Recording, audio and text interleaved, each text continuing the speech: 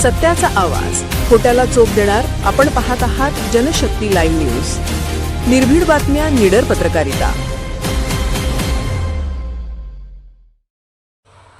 हलसिद्धनाथ महाराज की जय. बाळूमामाच्या नावानं चांग भलं. जयघोषात भक्ती यात्रा संपन्न.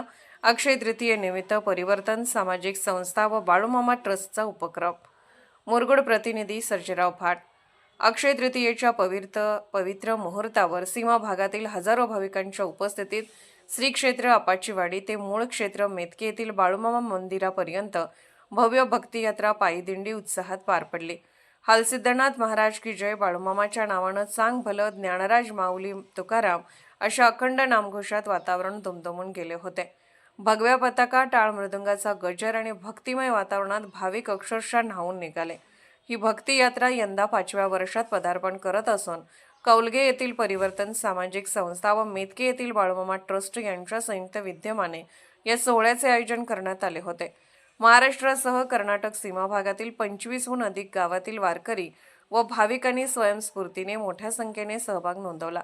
39 अंशापर्यंत पोहोचलेल्या तापमानाची पर्वा न करता वयोवृद्धांसह तरुणांनीही मोठ्या भक्तिभावाने दिंडीत सहभाग घेतला. यात्रेची सुरुवात नाथांच्या समाधीस्थळापासून झाली. वेदगंगा नदीकाठावर विश्रांती घेतल्यानंतर दिंडी मेतकेकडे मार्गस्थ झाले. चिकोत्रा नदीकाठावर पोहोचताच भाविकांची संख्या अधिक वाढली.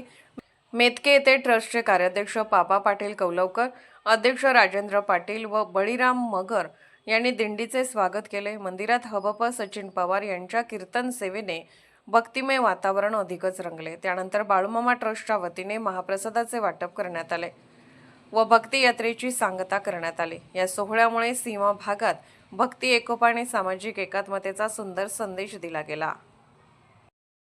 जनशक्ती लाईव्ह न्यूज चॅनलला लाईक करा, शेअर करा आणि सबस्क्राईब करा.